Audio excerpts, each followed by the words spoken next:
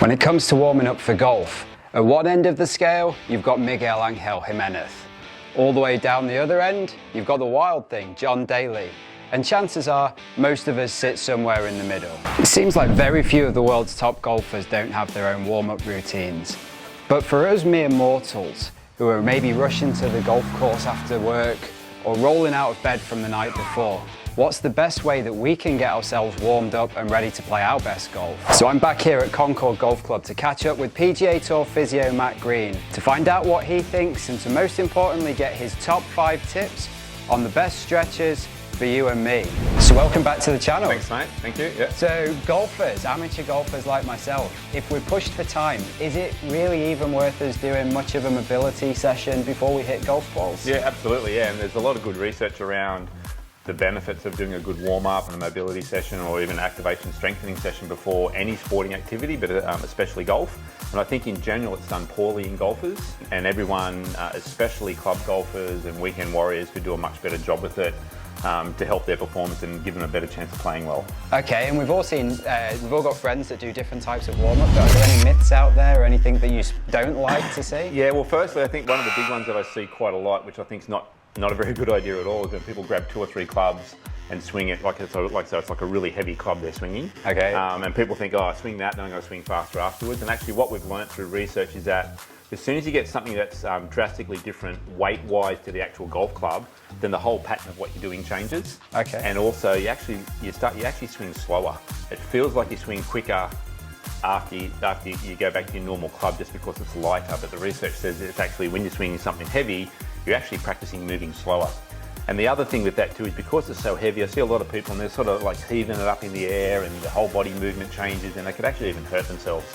So that's one that I advise people against straight up. I think it's not a great idea at all. It's certainly not backed up by any research.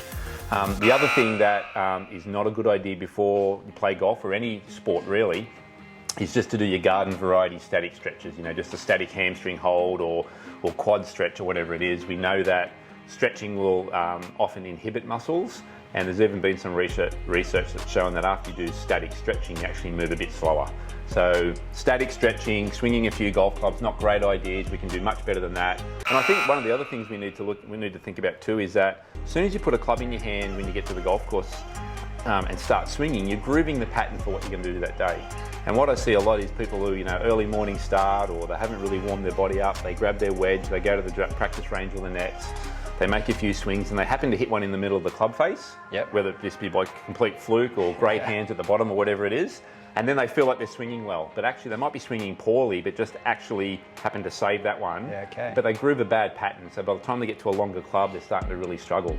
So the goal really is to make sure that as soon as you put a club in your hand, you're moving well. And so the first swing you make, the first time your brain thinks I'm making a golf swing now, your body's moving really well. This helps groove a much better pattern for the day.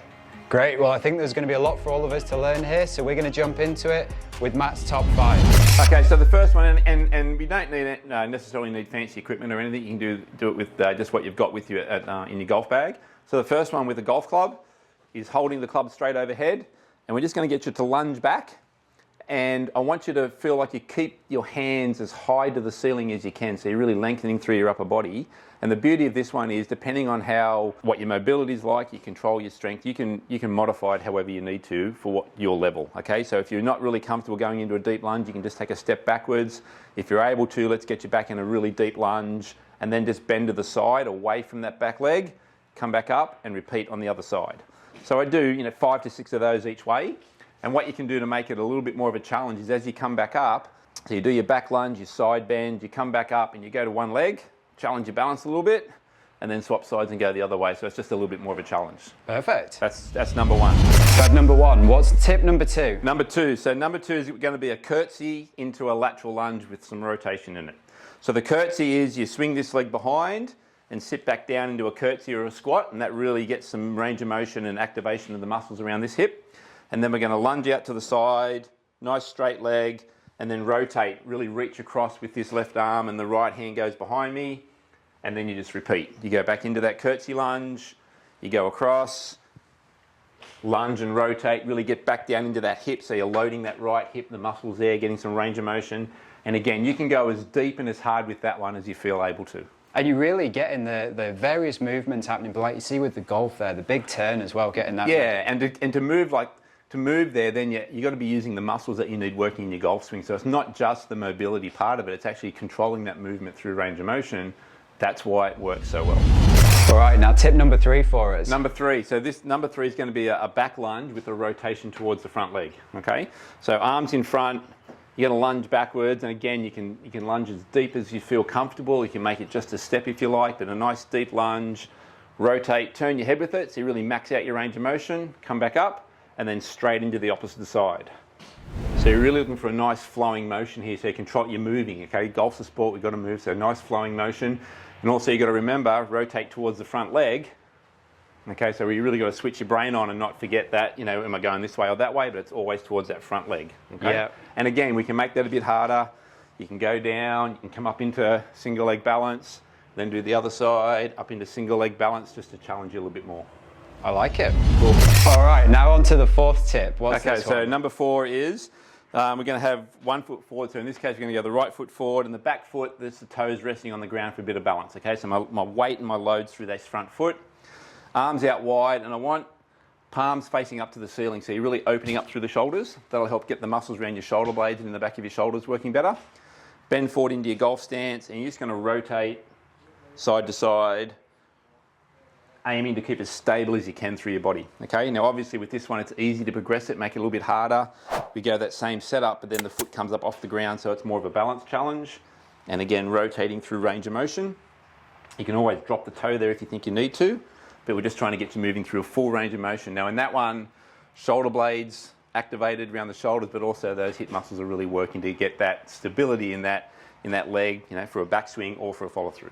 And the good thing I'm sensing here is that these are things that you could do from home. You could do them on the driving range or in the locker room, really. Yeah. It looks like anywhere. It's pretty easy, and you don't need a lot of space to do it in.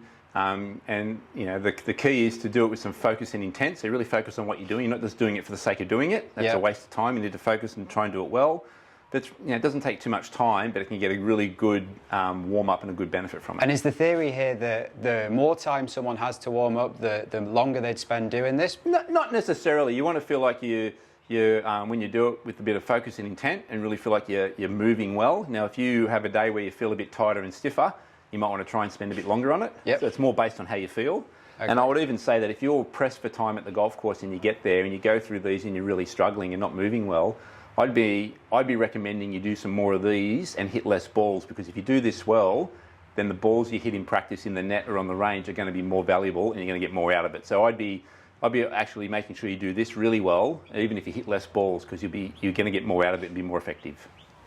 There you go. On to the 5th. Okay, so the 5th one, I've got a little bit of participation in this one. Yes, exactly right. What are we looking at? And look, you know, what we've done so far has just been with no equipment or just a golf club, which does a good job. But with a few basic pieces of equipment, you can actually get a lot more out of your warm-up and be a lot more effective with it. So the GravityFit, the T-Pro from GravityFit, is a great little device that I use with a lot of my players, and it's really a good way to get some good muscle activation through the core and around the shoulders, just to get a little bit more bang for your buck out of your warm-up. Okay? So if anyone doesn't have one of these, or you're not sure how to use one if you do have one, great little device. It's got a G here that's pointing this way up. You want that sitting on the back the right way, so we're just going to get John to pop his arm through it. And then the other side, and if you turn around, mate, then that sits right in the middle of the back with the G facing the right way up. Okay, let's get you to spin around again. Yep. And you've got these little toggles here. So I'm going to get John to grab both bands in one hand and push it out in front. And we're going to pull these toggles up. So you can pull that toggle up. So you just pull it up to your shoulder, which stabilises it up in the front of the shoulder there. Yep. Good. So now what I want you to do is, if you, in both hands, you're going to put your hands in so that your thumbs are down, your palms are out, and rotate up. And now if you push round your back and then stand up tall and round your back a little bit again, so just round a little bit, you'll feel this little ball here is just pressing in the middle of your back. And so the goal is we want to keep that pressure of that on your back the same the whole time. Okay. Okay. Yep. So now arms, I want just hands outside your elbows a little bit. Good. And your arms aren't rigid, so a little bit of softness about them, but still fairly straight. That's perfect. And then from there, I just want you to bend forward in your golf stance. Okay, so now with the GravityFit on, we get some activation around the shoulder girdle and around the muscles around the shoulder, but it also helps him activate his core well. And you can just start off with just some little rotations side to side. You want to feel like you shift your pressure in your lower body, so we're being athletic and not just static in the lower body. Good, and just get the idea of just getting some nice rotation driven by your body. Yeah, it's good that feedback as well with in the back. And the ball in the back helps get feedback about better rotation. And then we can also look at doing some split stance work where you work on, say, your backswing, where you would just want to rotate this way and load into that right hip. And again, you're getting good feedback and better quality rotation. And do you go this way or you stop? For the split stance, I tend to go just over the front leg. And you do it both ways, yep. So good pressure through the front leg, nice quality rotation over that front leg. Good. And then you can finish off even with, I like to finish off with getting people just to do like a back and come all the way through into their follow through, so you get all your weight into that left side, but you're feeling like your body's doing the work and the arms are just being carried around there. And it just gives you a good feel for that full body rotation and that movement through your swing. I like it. Yeah, no, it works really well and it gives good feedback, and it's a good way just to get some good muscle activation.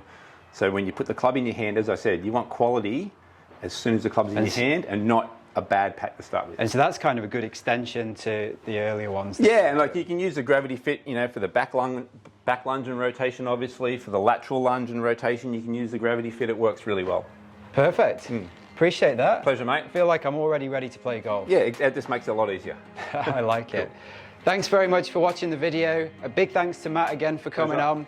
A few of you reached out to him after he was on the last video, and I think you're more than happy for people to contact you, so I'll make sure I put his contact details below, website, social media, and those type of things. And if you've got questions, he's the man to go to.